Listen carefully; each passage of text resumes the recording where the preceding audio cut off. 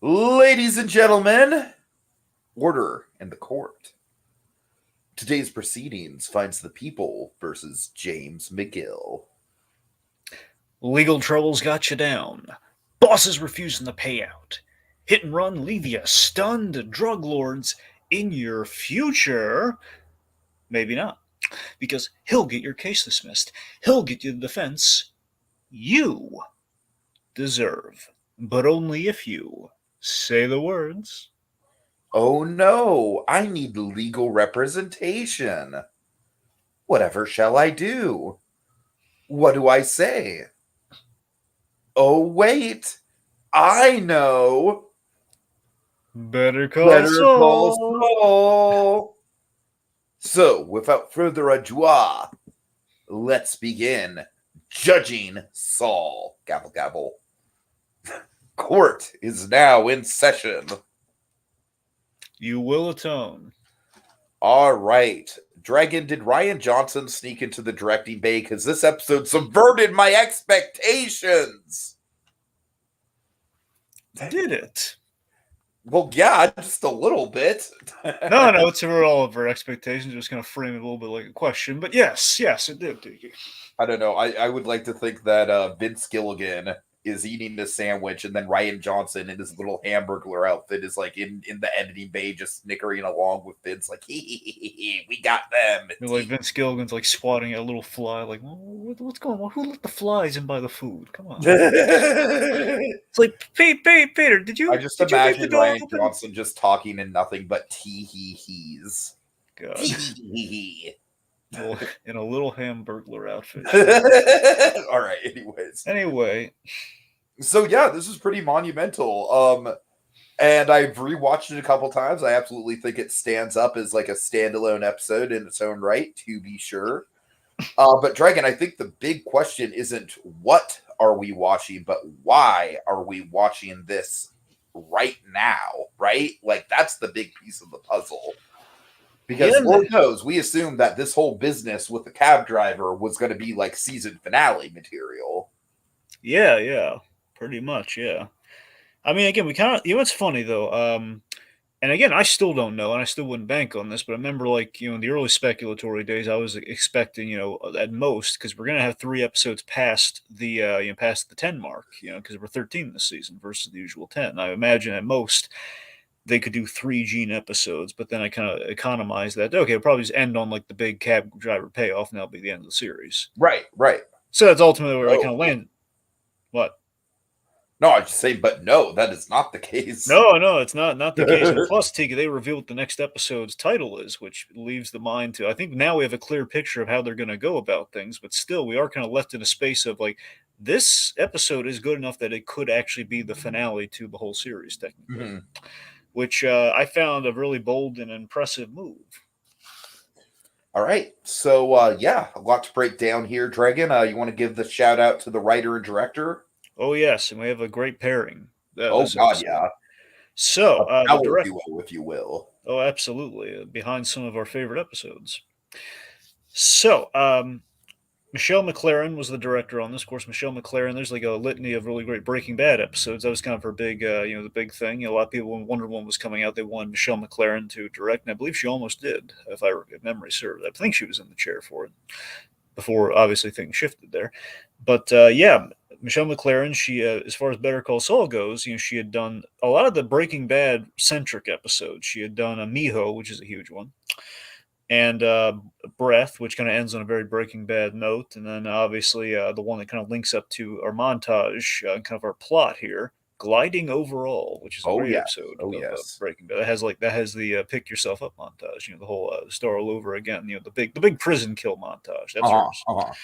Then the writer on this, one of my favorite writers on Better Call Saul, actually, there are a lot of great ones, obviously, but Alison Tatlock. And I say Alison Tatlock is one of my favorite writers because she wrote a lot of my favorite episodes of Better Call Saul. She did JMM and Something Stupid. Sure, sure. So, yeah. So again, we utterly just skipped past the Breaking Bad link up we were all expecting. And yeah, that's the thing. I love that everyone and their mother like would have put money on. Okay, we literally ended right before. It's not right before Walter White walks through the door, but the day of. It's the day he meets Walter White. Like later, he's going to leave that office and go down and meet Badger, and then it's going to go from there. And it was like literally so strategically planned to make everyone and their mother think, well, if you've seen Breaking Bad, we're literally ending on that episode. But good God, they It was a great chess move, man. It was. I mean, like our jaw is just absolutely dropping. We saw black and white already. What? Is it And of just going course, to be the whole season's been kind of like, where is the Gene scene? Why was there no Gene scene at the start of the season? The fact, Tiki, that again during the pandemic, they were able to really gestate on like, okay, let's break down the entire season like we usually do, but now we have even more time to think about it, and we have 3 extra episodes to play with. So what can we do? And boy, oh boy, what they do. All right. So I guess just breaking it down then, right? Yeah, let's do it. Okay, so obviously, big thing to get into right off the bat. I would say probably the biggest guest star that the show has had in both of its series, Breaking Bad and Better Call Saul. This is probably the biggest guest star. I mean, I think honestly, this obviously Carol Burnett's bigger than this other guest star, but the closest thing they've had to a huge name in the Albuquerque verse really was John Delancey. It's kind of the biggest name they've ever gotten on there. So yeah, Carol Burnett, Dragon. Oh my God, just like honestly, Dragon, I have not appreciated enough of her work over the years. I really do need to kind of just do a deep dive into her career at some point. But yeah, just Jesus Christ, what a legend. And there's just like I was very adamant about the thumbnail this time around. I was like, we need to get Odenkirk and Carol Burnett in the same shot. I don't care what it is. We just need the two of them in the same shot. It's so funny that again, there was a Carol Burnett reference in Better Call Saul, which is really funny. With Chuck saying, to get out of the dinner with Jimmy, like, if you just do the Carol Burnett things, tug on your ear, and we'll wrap it up. So yes, of course, Carol Burnett. I love that she's doing like a great understated thing here. Apparently, she was a joy to have on set. Like everyone's having. Oh, I bet time. I couldn't imagine. Yeah. Yeah, everyone was having a great time with and the idea. So, from what I understand, Carol Burnett, she the reason she's on the show, essentially, she bumped into, I think, I don't know if it was both Vince Gilligan and Peter Gould, but essentially, at the very least, Peter Gould. He was at the Peabody Awards, and they bumped into her and learned that she was a big fan of the show. And it's not like they planned, like, from the beginning, we're going to work her into the last season. It was just kind of like, oh, Carol Burnett's a fan of the show. Isn't that great? And then they kind of ran into the opportunity of like, hey, and again, she did this at risk to herself, by the way, because, she's doing this during the pandemic, and she's not exactly, it's not the golden age of Carol Burnett. Yeah. But yeah, so she, she came on, and by the way, so every episode, I believe, from here onward is after the heart attack with Bob Odenkirk on the set too. By the way, because I want to say that they shot, I think they shot kind of chronologically on the season. I want to say so. At the very least, this episode is after his, he had his thing. Mm-hmm. So there's definitely a lot of concern, both for, oh my God, we don't want to be the show that killed Carol Burnett, nor can you imagine, dude? Oh my God, the headlines there will be terrible. Yeah. Oh my God, there was a lot of care on set. Talk about a black mark on the final season of Better Call Saul, right? Jesus, yes. Was it worth it though? No, it wasn't. Anyway, so point being, so we have Carol Burnett as this very self-sufficient woman who's doing her own shopping and everything on her rascal. You having like the little claw and everything. So Marion is her name. She is going grocery shopping. I love that her name is Marion. Very much Psycho vibes. A little bit, yeah, and it's black and white, which helps. Now, did you catch the awesome Easter egg in the grocery store? Oh, I'm sure there's a ton of Easter eggs in this episode, but what in the grocery store specifically? Okay, do you remember when she sampled that terrible cheese? Yes. Do you remember what the terrible cheese was called? It's like Wisconsin cheddar, right? Well, yeah, but it had a brand name on it. Oh, a brand name? No, I did not catch the brand name. What is the brand name? You're going to love this.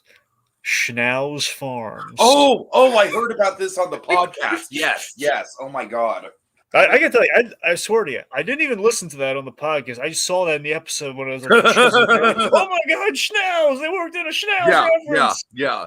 And by the way, Schnauz is both writing and directing the next episode, which is really fun. I heard. That is very exciting. I heard how basically it seems like, correct me if I'm wrong, Drake, but it seems like they've really like kind of got like the big guns in for these last 4 episodes, because they have McLaren for this one, Schnauz for the next one, and then correct me if I'm wrong, but I believe it's Peter Gold. No, I believe it's Vince Gilligan for the penultimate, and then Peter Gold for the finale. Yeah, right? and they're both. But yeah, so when I understand this right, they're both writing and directing their own episodes. So it's Yeah, really all yeah. them. So that's really exciting. Basically, like the Mount Rushmore of the Albuquerque verse directors doing. I mean, yeah, Schnauz is a heavy hitter. He's the heavy hitter for the show. I mean, him. You know who else they should have gotten? Well, I understand, of course, yes, but no. But Ryan Johnson. Oh, come on! I'm just saying he has done some of the all-time Breaking Bad episodes. No, I agree with you there. Because of everything that's happened with Ryan Johnson, everyone just completely forgot the good stuff that Ryan.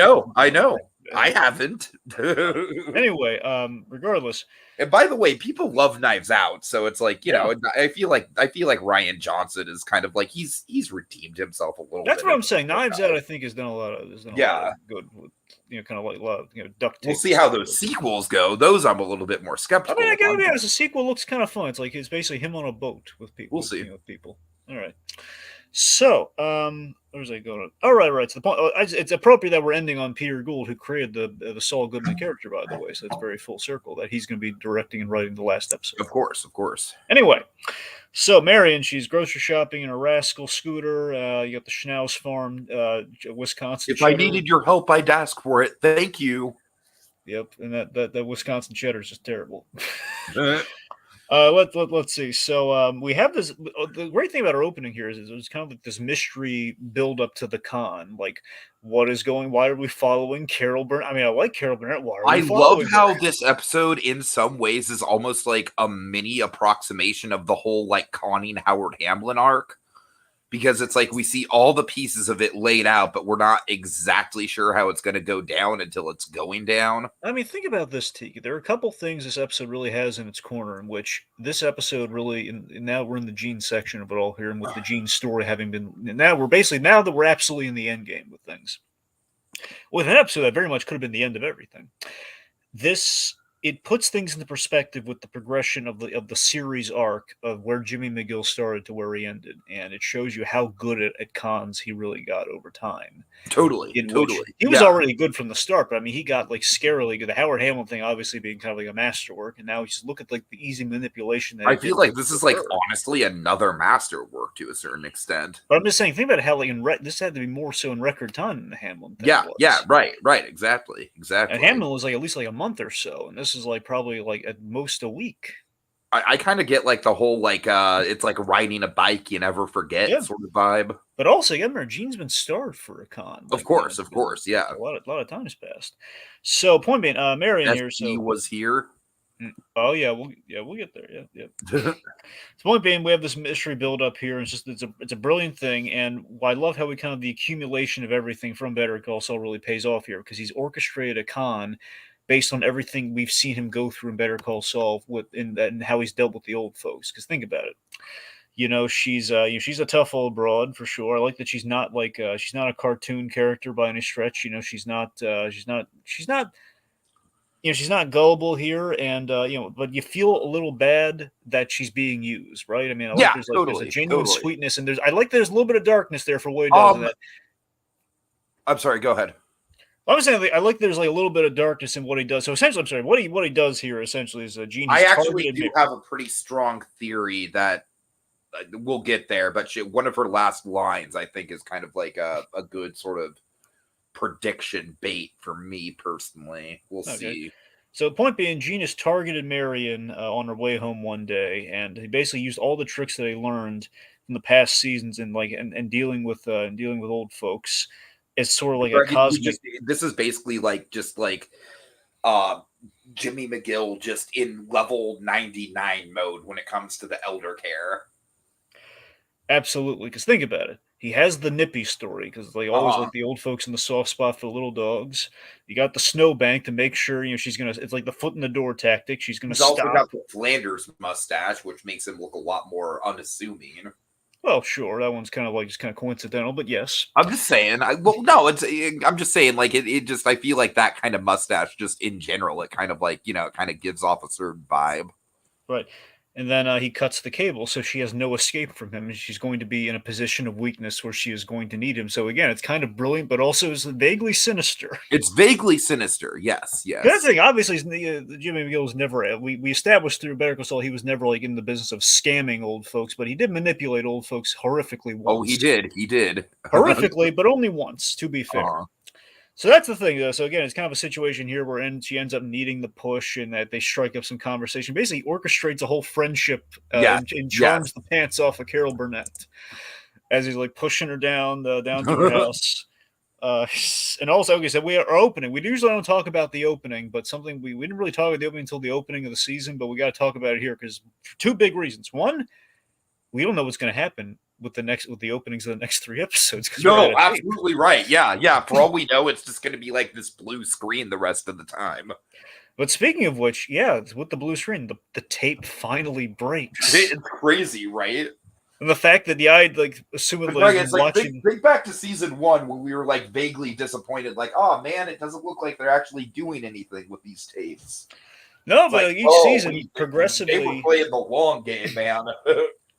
Each season, if you do look, each season the tape is getting more and more worn down, and to the point where by season 6, the tape has just been rewound to the point where it just utterly breaks into the blue screen. In my own headcanon, the tapes are absolutely the tapes that Gene is watching on a nightly basis. I like to think that as well. Yes, symbolic of the color. That's right. Kind of being anyway.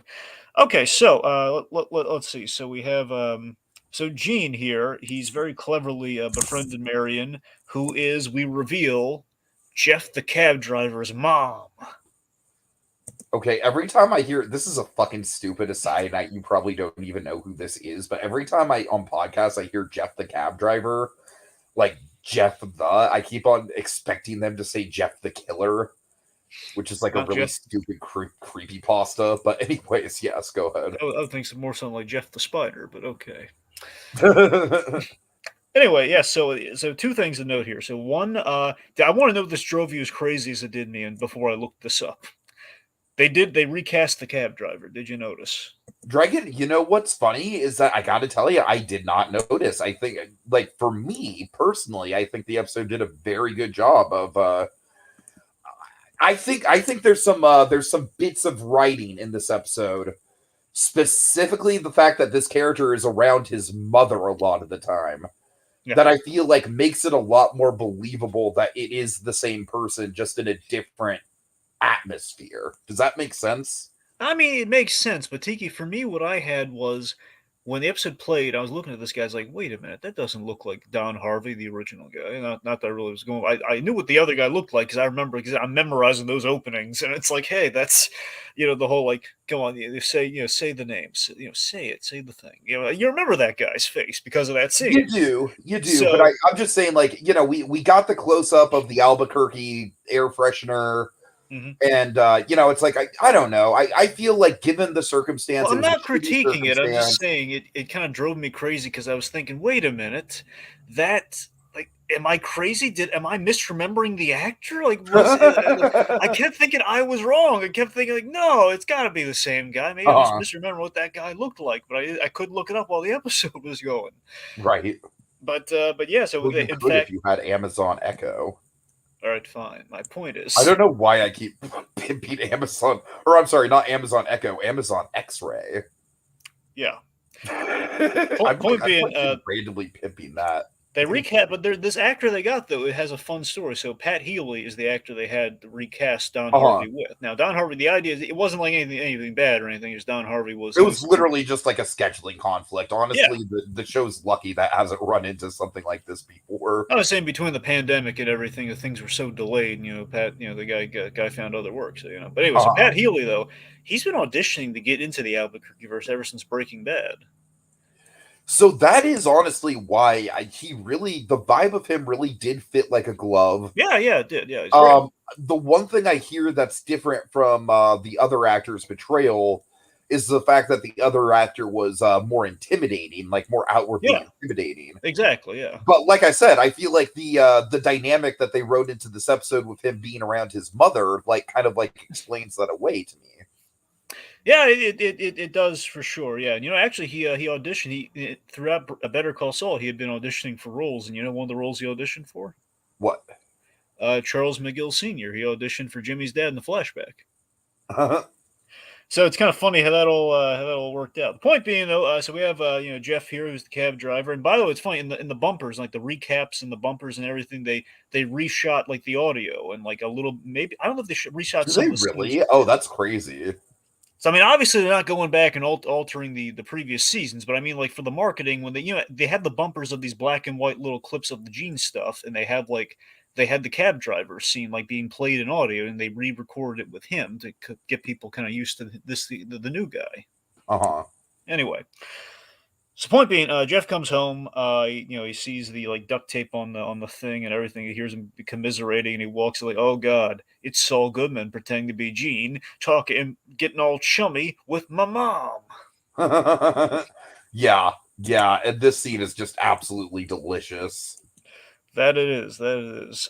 Just the fact that Gene here, he's attained. He's basically attaining leverage over old Jeffy here. Hmm, hmm. So basically, the word doesn't get out that he is Saul Goodman. So he's basically he's Just Odenkirk is having such a fun time. Like he knows he has the upper hand here, and he is loving it. and again he's letting a little bit of the Saul Goodman out here, like again kind Totally, of the chummy totally. with the old folks Saul Goodman here, where he's just like he's been kind of it's been bottling up for 5 seasons now of the Gene stuff that he's been kind of tampering it down. So Mr. Takvik was my father. Call me Gene. Uh-huh. And again, kind of saying all of this has like kind of a coded kind of threat to the guy of like, hey, you know who I am, but you better not say. Exactly, exactly. Yeah, You ever yeah. driven anyone famous? Yeah, yes, Oh, he I love has. that the eggs on that particular question. Yeah. Sammy Sammy Hagar. Hagar. Yeah. So there's, oh yeah, Gene's staying for dinner. So then this leads to the chat. So when they're taking the trash out, Jeffy here he's asking, well, what the f's going on, man? Come on. Then we have like this All I great have to do is line. pick up the phone and it's bye bye Saul Goodman. You don't have to call me dad yet. Oh God. Such a great He line. is I'm sorry, is so that in line? control of the situation literally the whole episode. It's great. You know what's great about this scene though, with the offer that he makes him? It's that it's very reminiscent of the first season, with the skater punks. Uh-huh. Yeah, With the yeah, for skater sure. For Yeah, with sure. the skater twins, the guys who were kind of amateurs slipping jimmies, and essentially he recognizes in this guy an aspiring slipping jimmy. So he basically makes him the offer of like, hey, you want what Saul Goodman had. That's why you walked up to me in the first place. That's why you like Saul, because he had the car and everything. He knows this for a fact, and we've set this up. So he makes him the offer of like, I'll show you the tricks of the trade and give you a big score, but then we're done. Hmm. Emphasis on that. It's gonna be big later.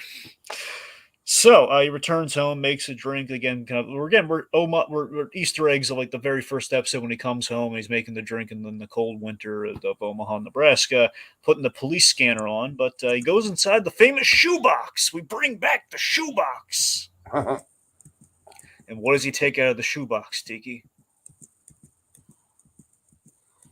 Takes out the I'm sorry, the ring, the pinky ring.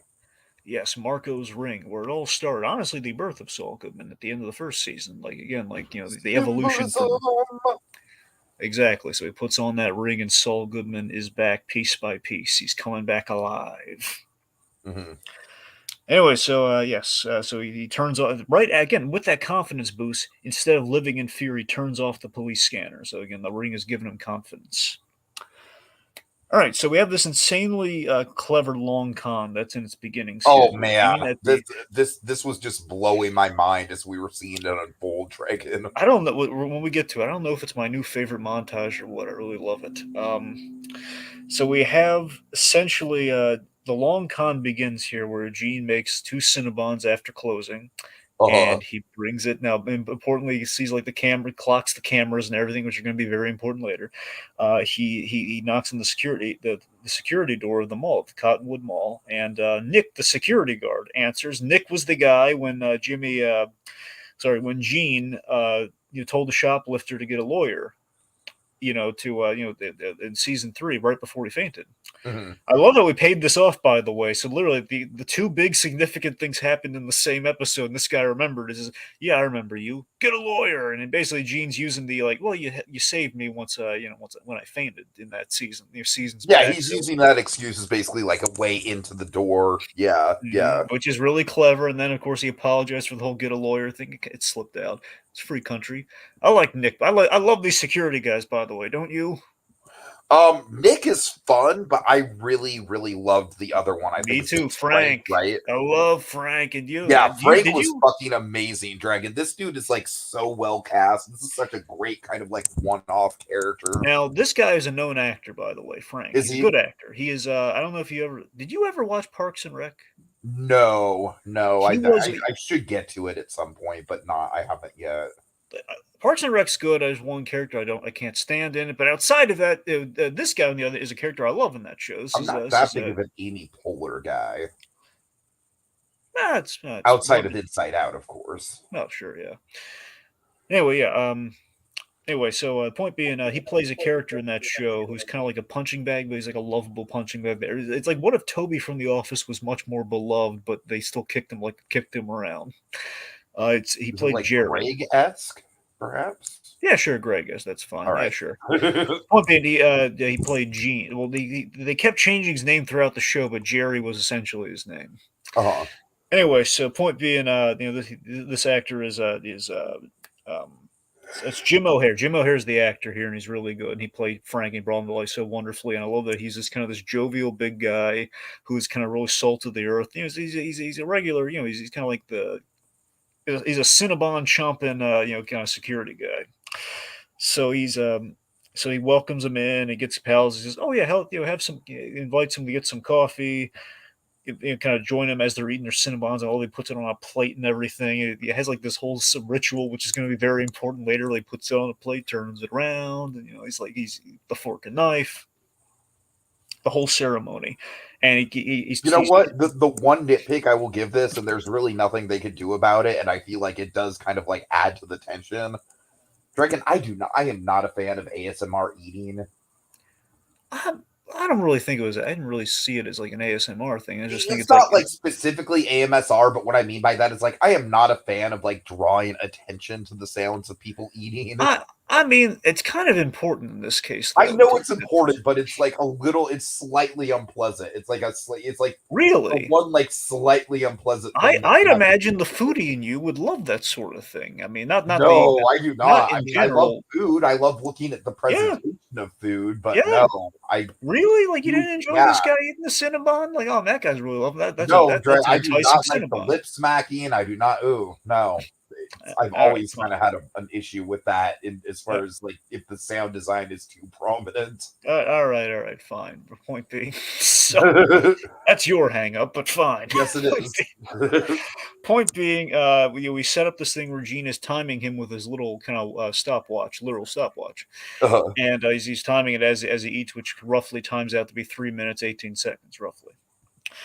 But then I love how it's like it's not just like he can't just go based on that one Cinnabon Dragon. No. So the idea is to be a trial and error process. Exactly. So then we have the montage. Oh God, I love this montage. I love. You know what my favorite comedy beat of the montage is? Is it when they're like playing football with each other for a bit? No, that's great, but I love every time that he and the janitor like give that little acknowledgement nod to each other as they pass. Right. Oh yeah, it's great. Yeah. Just because it's like I feel like every time it happens, like like the physicality in Odenkirk gets a little ramped up. Like he gets more and more excited. What's great about that too is that again that janitor is going to be his undoing later in the episode. Exactly. Yeah.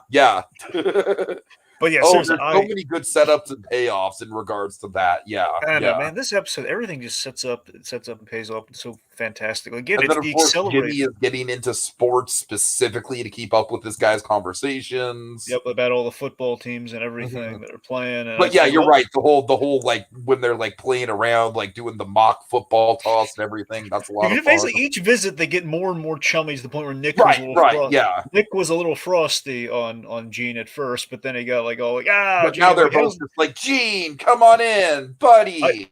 I love that when he came in, it's like, Gene, don't even ask. Get a coffee. Sit down. Right, exactly. Yeah, It's yeah, so yeah. freaking pleasant. I And it's getting loved to it. the point where it's like he doesn't even have to knock on the door. He just raises the bag to the camera. I mean, Tiki, you know why fundamentally I think we love this montage? What? It's a montage of pleasantries. It totally is. It is, and it's set. I mean, I it's love the music. calculated pleasantries, but it's still Yeah, pleasant. yeah. So, by the way, I love the song choice. It's called "Jim on the Move," which, of course, a little kind of funny given the Jimmy McGill of it all. But also, it's from Mission Impossible, and you guess the title, the name of the composer of this music. I don't know who. So the guy's name is Lalo. It's Lalo something. But Oh, I heard. Yeah, I heard about this. Yeah, yeah. Anyway, so Gene, the Cinnabon machine, and he's timing him, and they're getting the football chatter. And the idea is the more knowledge he has is going to buy him more time where he can get him to kind of stop and chat while he's eating, to give him more time. Exactly. More than 3 Yeah, minutes. yeah. So that's the thing. So he's just kind of stalling and everything here. So point being, we're getting kind of a foothold and things. He's getting he's getting the perfect plan laid out here. Anyway, so after the montage, Gene is now plotting out kind of the merchandise and the footpath, basically for what exact path to walk in the most economic time, given your 3-minute time frame. Uh-huh. So, by the way, I love when he's a little callback again. We're Easter eggs within our own show now, not even Easter eggs to Breaking Bad. It just shows you how close to the end we are here, where Jimmy's walking the footpath and kind of counting the steps like he did in Kim's office, measuring the office. So he's drawing up a blueprint in a little notebook, which is, I gotta admit, I was kind of haunted by some moves that I make that Gene was doing here. Like he's making a little blueprint on a little tiny notepad. That's what I do. So he sets up an obstacle course to practice, and again, kind of parallels the football thing here. Of like it's almost like a football routine. This actor, by the way, Pat Healy, he almost passed out because of the but it's like it's like an altitude thing. He wasn't used. He's not native. Right. Yeah, yeah. That whole thing. I believe I forget if they're still shooting in Albuquerque during this or not. I don't know. I mean, there's a lot of snow, but I don't know. I know one thing for the mall. I should mention the mall. Actually, they were not allowed to shoot in a mall in Albuquerque for this. They had to build their own mall, at least their own department store, which is crazy given like all the good business they've got in Albuquerque. They won't let them shoot in a mall. Anyway, okay, so run the obstacle course, and Jeffy here is asking, like, well, why are we doing this? Like, why is it a limit? Why can't I just take a whole bunch of stuff? Like, no, it's 3, man, 3. And by the way, we should go over at least a little bit of the obstacle course, kind of sing-songy remembering thing. Yeah. Armani suits and run. 2 Air Jordans. 2 for you. 3 linen shirts for free. 4 cashmere sweaters out the door. And Dragon, when I first heard this in the teaser, I thought for sure it was going to be like Saul like going on to the intercom to cause a distraction or something. I know, that's what I thought when I saw it. Like episodes back to. I thought it was going to be like, oh god, he's going to go kind of crazy at the mall. It's going to be a breakdown of Gene at the mall. right. But he's going to hold the mall hostage or something. Oh, like, not exactly, but like something. He's going to do something crazy at the mall. Anyway. So let's see. So point being, we have that, and we have like 6 saggy sweatsuits in the mix. Anyway, so point being, he lays out it's 3 of each, and we have a 3-minute window, and basically you get the essentially there's some doubts here. There's some doubts that Jeffy's happening here, and he basically lays out the Walter White example. Which what's really great about this Walter White reference. Besides the fact that it's like the ultimate like Leonardo DiCaprio point at the camera, point at the TV moment. I mean, sure, but but I was thinking more so just the fact that like we've had all these Paul Bunyan, Saul Goodman stories throughout Breaking Bad, and we've seen a number of them play out and kind of the genesis of them in Better Call Saul. So now we've kind of gotten to the point where we've mythologized Breaking Bad in the show, where it's like. This now Walter White has become an unbelievable story that is true that Saul Goodman tells. Like, well, I made a lady believe I was Kevin Costner, and she believed it because I believed it. That whole. It's kind of like Walter White's become the new Kevin Costner. Yeah. Anyway. So, let's see. So, we have a great line too. Pigs get fat, hogs get slaughtered. Good lines. So the point being, Jeff's back in the game. Meanwhile, okay, so Kathy. Let's talk about Kathy. indeed, indeed. Dragon, I have a feeling that, like, as far as like theories and speculation go, I like if anyone is going to be the downfall of Jean, I think it is going to be this woman. Really? They play up her punctuality really hard. Like, this is a woman who is on top of her shit. She knows exactly what she is doing. She is professional with a capital P.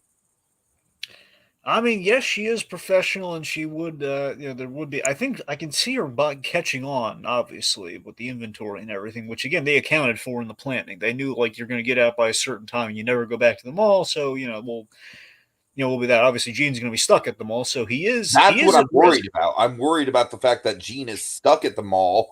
I am also worried about the fact that she directly called the phone number of the Cinnabon. Well, no, she didn't call the phone number so on. She called him on like a burner phone or something. Oh, okay. Okay, I missed that. That's Now, here's the only link that could possibly get him in. There's only one link. Okay, I believe. Then again, it might not even been her. Honestly, I think he might be in the clear to you because there was like a lady who asked, like, "Hey, you need," when he was mapping out the steps, like, "Hey, do you need help finding anything?" That's the only interaction they would have had. right. But Yeah. I don't think that was even her. So I think he's really in the clear to you. She's never seen the guy. All right, that's fair. I have another theory about what could lead to the downfall, but we'll get there. All right, fair enough. I mean, the only thing that could possibly get him in trouble is the fact that he's seen on the cameras going to the security office all those times. That's the only thing. Ooh, that's true as well. But then again, the cameras get wiped after the 72 hours, and if he stops going there, uh you know, I don't know. I think he's in the club. Who knows?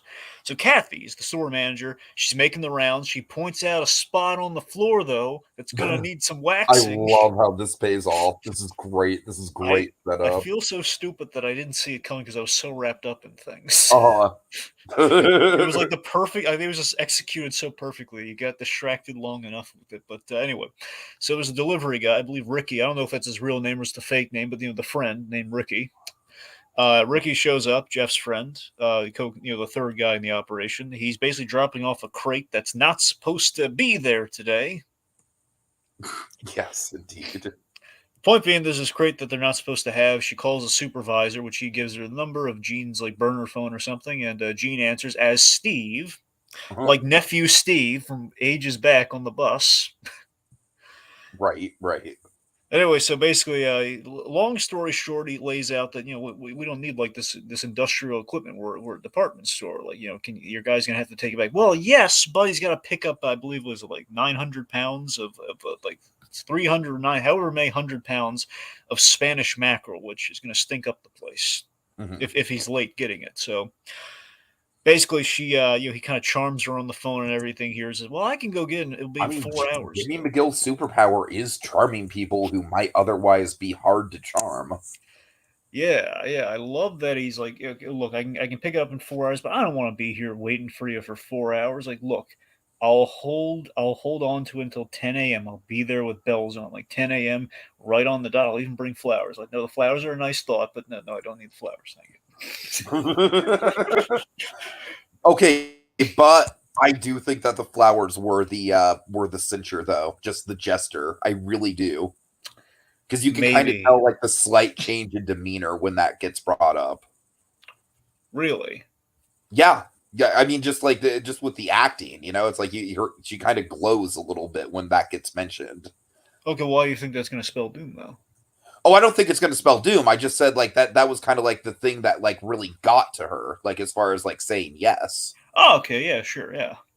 Yeah. Oh, yeah, by that. Anyway, then we have a great callback to the first season with he doesn't say it, but he does like the pose in the mirror, "Showtime, folks." I love it. He kind of mouths it just a little bit.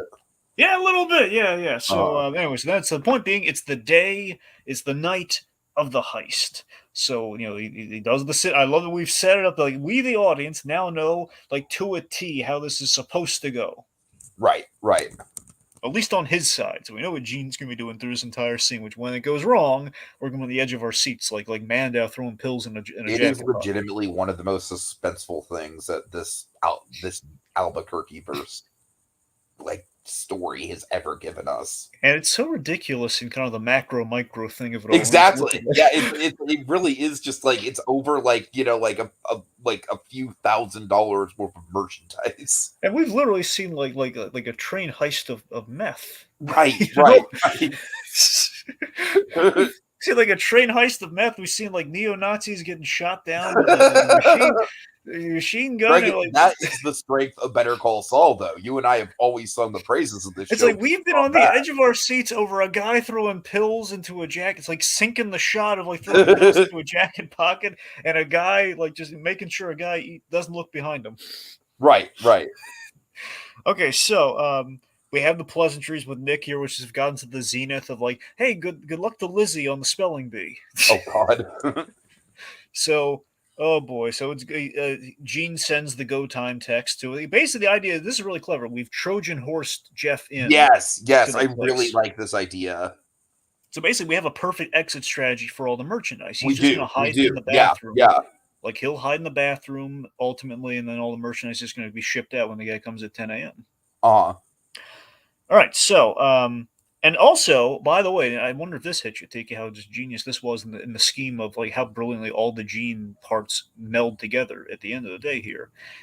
The shoplifting story, it's shoplifting on a grand scale, like we had with the whole like the kid shoplifting, him saying get a lawyer. Like it pays off ultimately what Gene does. No, yeah, that did kind of come to mind for sure. And with the security guy and everything, it all just paid off fantastically. Uh-huh. Again, we use every part of the Buffalo here in the Albuquerque verse, and I love it. Mm-hmm. All right, so my favorite detail in this whole scam. So we see a player who's basically running the obstacle course in real life, where he's running to the departments and grabbing 3 of each and all that sort of stuff. And I love that he's the best detail, that the mark of an actually smart thief. He shifts the product around to try and disguise the missing space, so it'll buy him time before the inventory number comes back short. Mm-hmm. So it's like someone walks by, it's like, hey, the purse is gone, but no, it's moved a little into the middle, so it kind of disguises the fact that purses are missing. It's not a giant empty right, space. exactly. Yeah. That's the mark of a real world thief, and I love it. So we have the tension and the excitement is mounting. Dragon, also, we have to acknowledge like the camera work and the editing of like switching back and forth between like, the actual heist being done in real time to the camera feeds. It's like it's immaculate the way that they do it. Unequivocally, yes. And of course, there's cut back between Gene's reactions and things, especially when things are about to go belly up.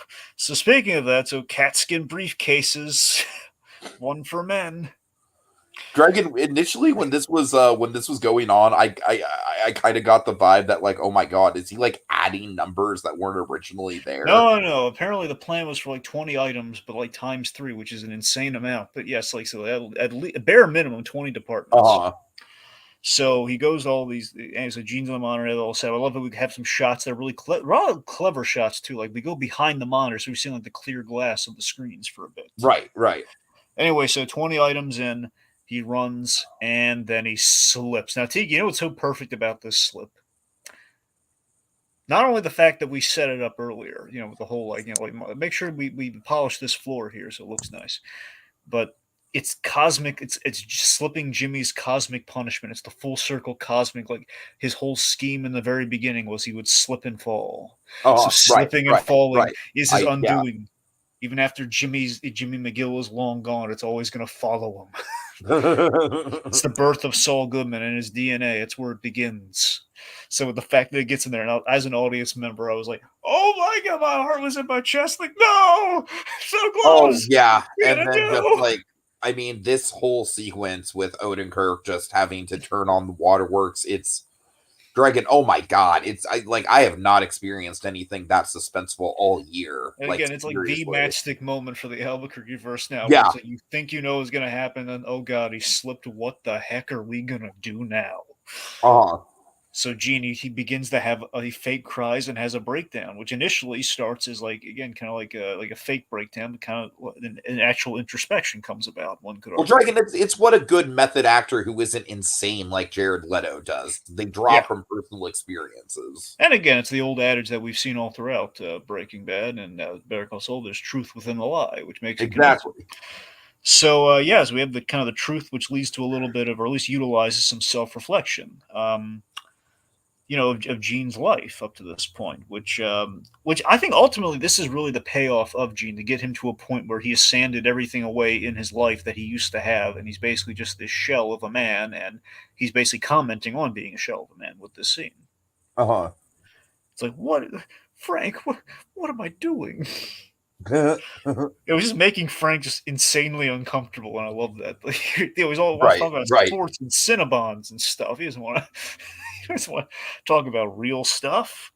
Well, It's like, I love that Frank. It's like he is supportive to a yeah, certain yeah. extent, but there's also like a couple lines that are like just low key, like very very subtly not supportive.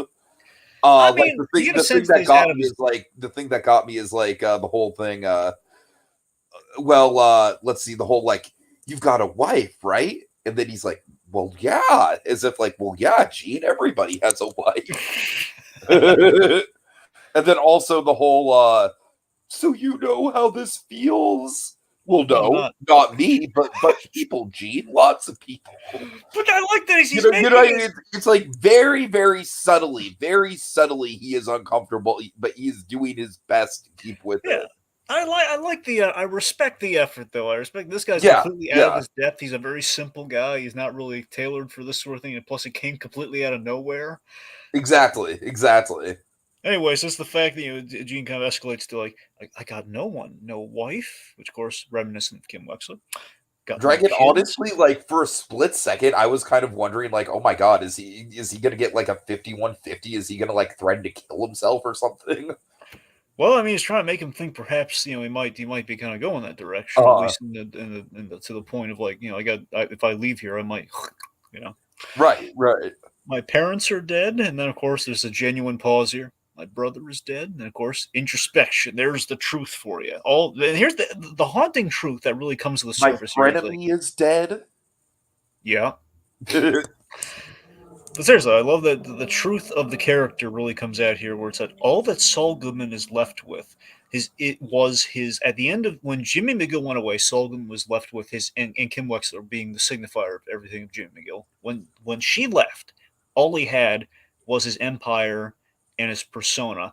And after Breaking Bad, thanks to Walter White, all of that's gone. So he uh has nothing, which is it's just the tragedy of that character. So, and he makes this point that I think he does kind of believe deep down is that if I died tonight, no one would care, Right, which is right. really haunting. He has no one. No one would miss him. No one knows who he is.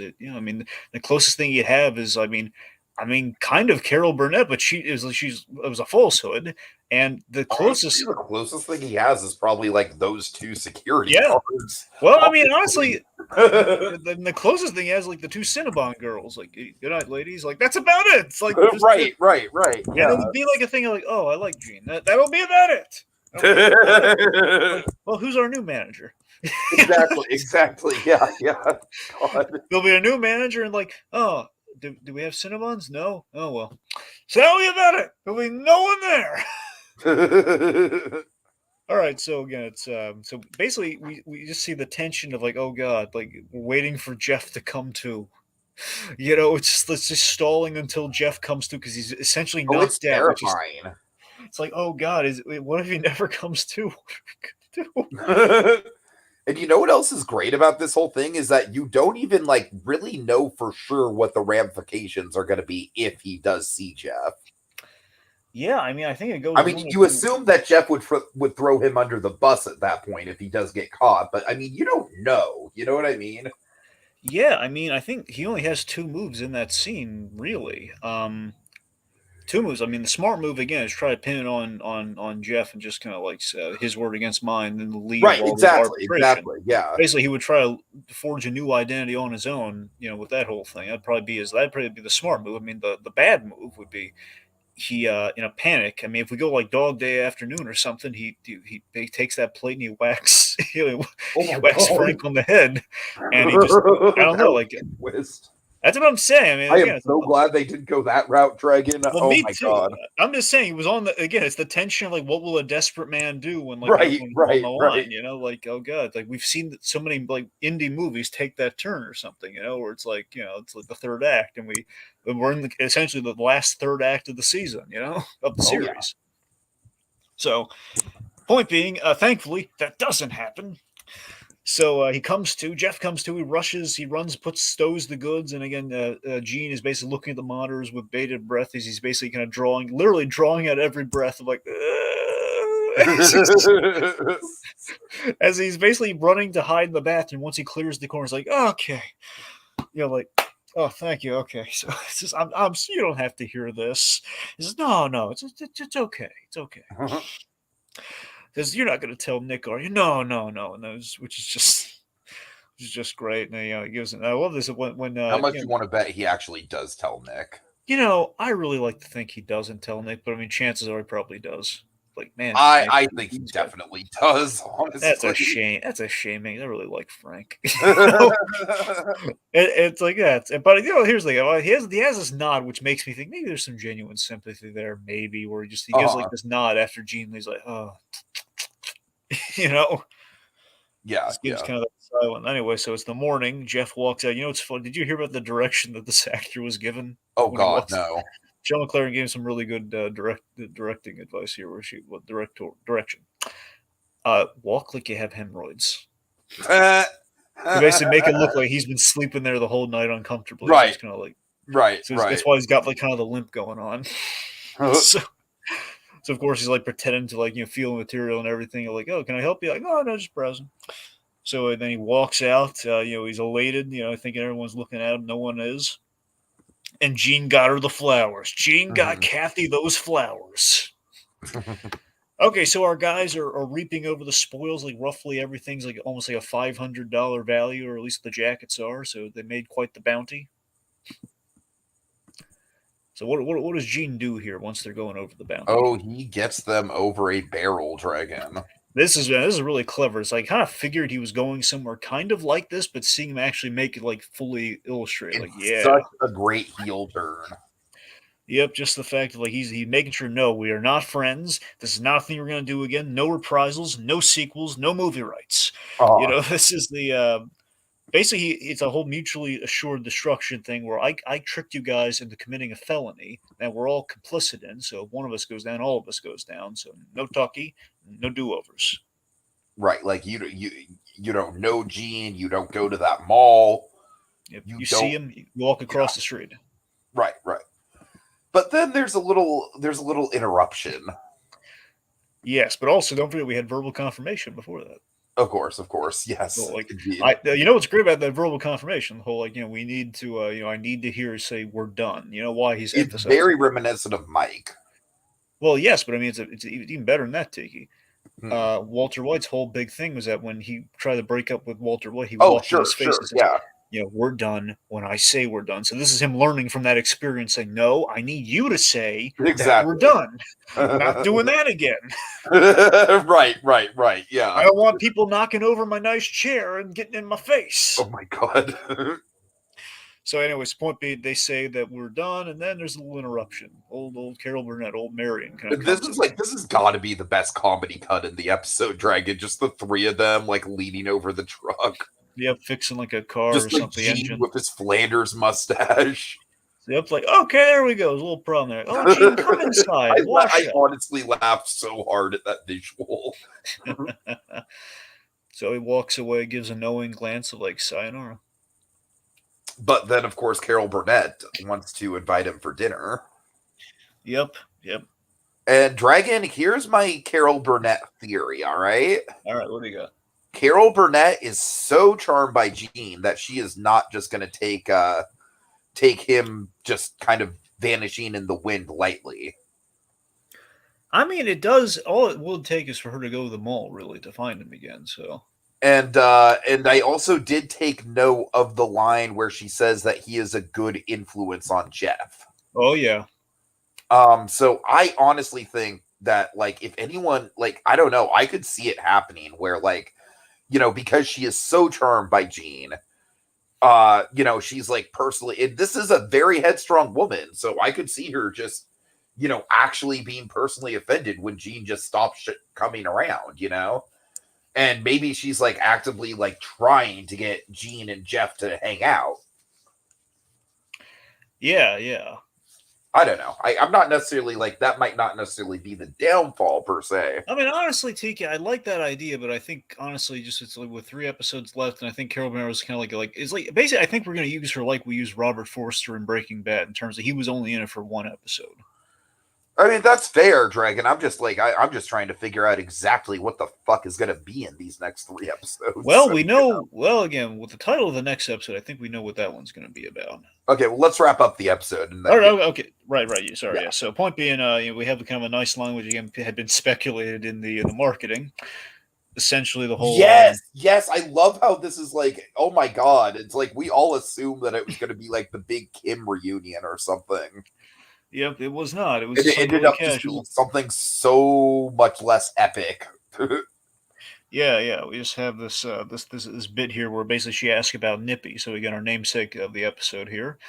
This is like, oh yeah, he was found by a nice family, couple houses up. Like, oh, isn't that nice? This is like, yeah, after all that, a happy ending. Oh, and when I heard that line, that was truly when it sank in. Like, we have 3 episodes left. What the hell is gonna happen? Yep, like what? Again, this episode is like a whole matchstick moment of an episode, really. Right, like, what the heck are they gonna like? Totally.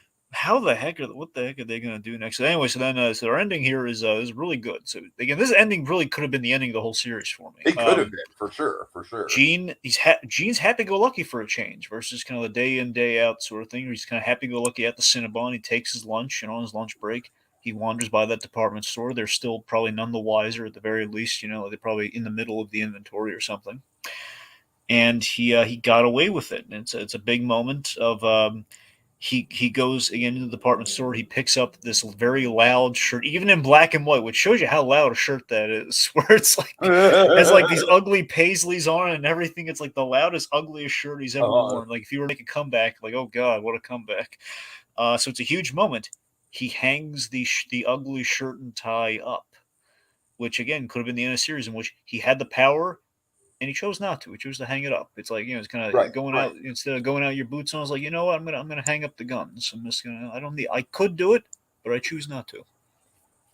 And he walks off. There's one other thing about the episode that I forgot to mention, but it really did strike a chord with me, and that's the music. What do you think about the music this episode? I mean, the music was great. I thought, like very, very unconventional for Breaking Bad music, right? Well, yeah, because it's Gene music. That's why. Mm-hmm. That's the thing. We don't. It's funny. We took away a lot of the tools that we had at our disposal here because we're not using it's Dave Porter's score obviously, but it's like kind of reconfigured. We're not doing kind of like the Walter White theme that's essentially the whole series, and the for Breaking Bad, we're not really doing kind of like Jim McGill's kind of brand of music, and it's just kind of like in the tension building stuff. It's just really it's right. It actually like I know you're probably not too familiar with Paul Thomas. Have you seen Punch Drunk Love? Yes, I have, yeah. Okay, it actually kind of reminded me specifically of how the music is used in Punch Drunk Love.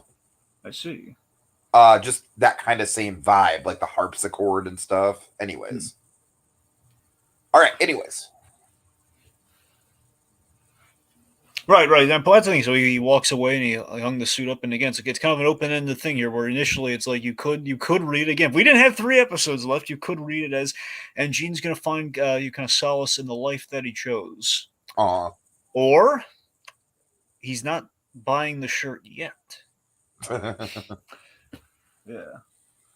All right. So quick final thoughts on my end, and then we'll get into spec. Okay. I mean, I think the season is, like I still think the start of the season with all the setup of the scam and everything, it was maybe a little bit too slow paced. I get that they were building it up and everything, but I mean, my God, Dragon, this is like we've really been on a roll, and I have no doubt that that like whatever we have coming in the next 3 episodes is gonna be great. I just think like structurally all these new episodes are just really, really on point. I mean, I really enjoyed the downfall of Howard Hamlin and the downfall of Lalo episodes. I really did. But I think these last two in particular have really been just kind of like, all right, guys, this is real like end game shit here, and it feels big. It feels like really well earned. Like we got the downfall of not Kim Wexler herself, but the downfall of that relationship last episode, which is, of course, been one of the big hanging chads of the whole show. And then this episode, we got what we were all assuming to be the, what the show would end on. So it's like, I am just like so curious to see where we're going to go from here. Yeah, no, that absolutely. I mean, this episode, I love how, again, with the fall of Howard Hamlin, it's kind of that economized into one episode, which is just remarkably impressive. And the fact they're saving that so close to the end, again, this episode really like was the ultimate payoff for all the Gene stuff we were setting off. It has kind of a sense of finality. It's really it's a satisfying possible conclusion, even though again we're going to get more story. And it was very much like a power move of look at what we can do. It's the wood fire pizza mode for the Albuquerque verse. Look what we can do. It's like we're gonna shift things around. You want something, you're gonna have to wait for it. But in the meantime, you're gonna enjoy this even more. Yeah, think about it, Tiki. Like we sanded away all of our cast that we've had for 6 seasons now, roughly. Where you have like there's no Mike, there's no Kim, there's no Gus Fring. It's like it's all just primarily like Odenkirk and new players. Sure. They really only have like one episode that really deliver. And this episode is like it's kind of like it's the rule that breaks the exception in so many regards. One could say it kind of broke all the rules and just kind of won out. I think. I mean, I don't know if I'd say it's the best episode ever, but I mean it's almost impossible. I am done with the whole like it's the best episode ever thing. I am done making those statements until I see the rest of the series. That's what I'm saying. It's just impossible to say, even though we only have like 3 episodes left. It's impossible to say. Right. So, but yeah, this was great. So, I mean, in terms of speculation, yeah. Okay, well, we know the next episode is called Breaking Bad. Oh boy, oh god, so, wow! I think that's what I'm saying. So initially, before that was revealed, we were very much spinning. If this isn't the Cranston cameo, Dragon. That's what I'm saying. Like, I mean, it's pretty. So because of that, this has to be like this made you wait like a week for the link up episode. So that's what I'm thinking. We're going to see the behind the scenes of like what Saul and Mike were doing amidst like the Walter White side of things. Like for example, like one of the things like in some of the supplemental stuff they'd had like occasionally in the Albuquerque verse through their viral marketing, they would have stuff like Mike, this is how Mike found out where Walter White was, or Saul Goodman at the end of the Better Call Saul episode found him in the chemistry lab. At the high school. So like stuff like that. We'll see the behind the scenes of things, perhaps. Like that whole thing. So the next episode is going to be kind of what I've always pitched and I've always imagined, honestly, and I think I'm going to be vindicated in this. I think the next episode is going to be entirely an episode that's going to jump through time and just show you what he's been doing. Oh, yeah, I would like that things. For sure. I think all the Breaking Bad stuff is just going to be in one episode, just showing you any significant things we want to see of these characters, like all the main stories go like a Rosencrantz and Guildenstern kind of take on things with Saul Goodman. So then that leaves 2 episodes, which I can only speculate. Tiki, the only thing I can possibly speculate to how the 3 episodes are going to go is again we're going to have that link up episode, which basically fills in our blanks, gets our Cranston cameo. We're going to have possibly another entirely black and white episode that's all Kim Wexler. Ooh, I didn't even think about that. Yeah. That, again, is like entirely her. It's basically her version of this episode that we just talked about, but it's like what she's done, assumably in Omaha, Nebraska. We'll see how she got to Omaha, Nebraska, or what have you. So if she is there, and then the last episode will be, again, Perfect World, that'll be them meeting up again. We'll see for sure. We have some comments here before we go. Okay. Buster just says, "Hey." Yeah, a little late Buster on that one, but yeah, hey, Buster. And then XYZKRA Zykra. I don't know. I'm sorry. Zykra. It says Marion is going to break bad, and I don't know. I still don't necessarily like. I would not be surprised if we have not seen the last of Marion, just based on like.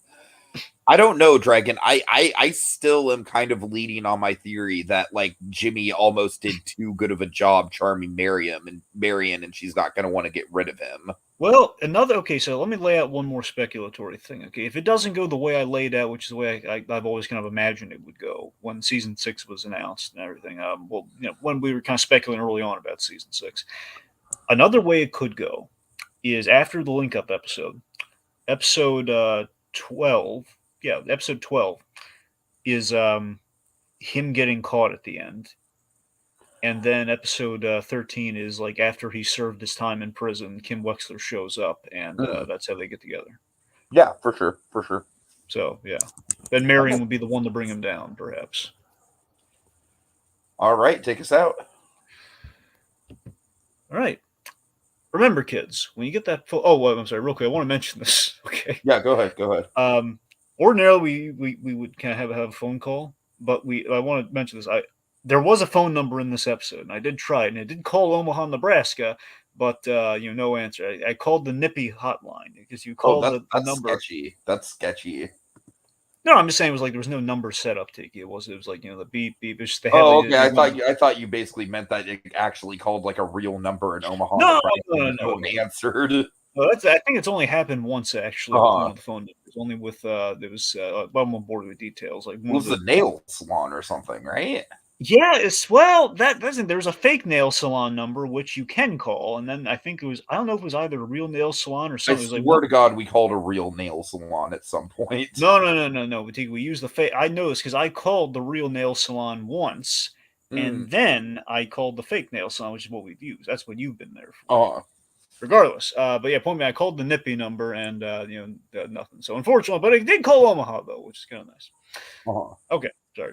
Rounding things out. Remember, kids, when you get that phone call, make it count. Better Call Saul. Saul Goodman Associates is the one-stop shop for all your legal needs. And with that, we are adjourned. We could totally be lawyers. Totally. Schnauz Farms. Terrible. Back.